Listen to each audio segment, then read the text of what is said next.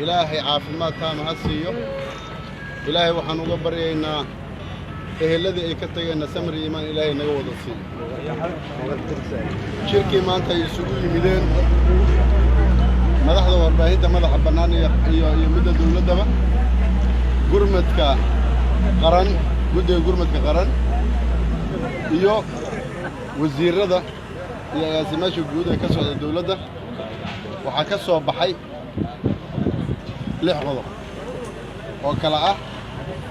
ما هاد علين قد وزيرك وزوج جديد دونه إن لما ديايو أود ورباهنات أود ورباهنته فريمها قرمتكنا لو وضع صاروا ورباهنته أودن إن warbaahinta aysan dhaxdhaxaad ka noqon difaaca qaranka iyo shacabka Soomaaliyeed oo ay ka midoobaan cid allaale cid dhibaato u keenaysa shacabka Soomaaliyeed meel kasta ay joogaan aanan arinta marnaba dhaxdhaxaad laga noqon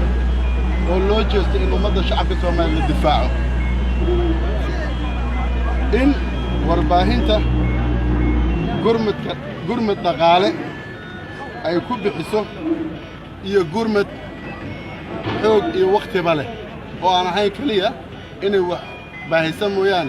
ayna ku darto jeebkooda inay gacmaha geliyaan oo ay ku bixiyaan ayagoo ay bilaabeen haddaba oo meel fiican ay u marayso bixinta dhacdadii 14 Oktoobar ee ka dhacday isgoyska Soobe in la yiraahdo masiibo qaran warbaahintoodana isla qaadato masiibo qaran قرح وين قرح ير بابور انت هذا اللي هالمام لو بحي ارق اللي يراه مصيبه قرن ان ذات راع لغو سميو ويلشي قبله يهويوينكي ابياشي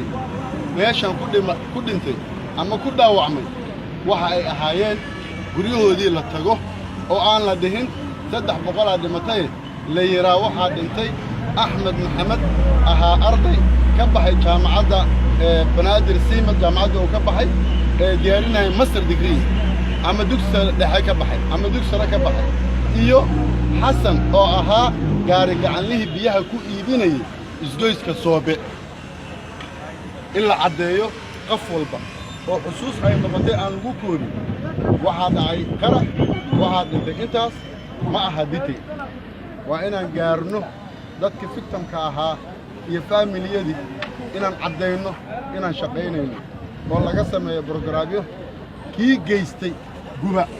waxay daawo u tahay markii la soo saaro kii geystay waa dareema laakiin haddii inta lagu soo koobo waxay noqonaysaa maalmo aan oyno 3 maalmood oo guryaheena kala aadno namana daweyso horay noo dilata war saxaafada la soo saaro oo meesha looga tago ma dhacayso insha Allah intaas ayaan isla garanay saxaafaduna dib ay wada kulmi doontaa haddii Ilaahay idmo waxaan ku wareejinaa wasiirka warfaafinta wassalaamu calaykum warahmatullahi wabarakaatuh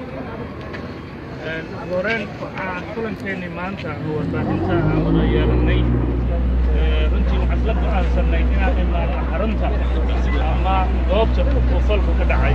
ee isgoyska Soobe ama kilomitir meesha hadda taaganahayna waa meeshaas kow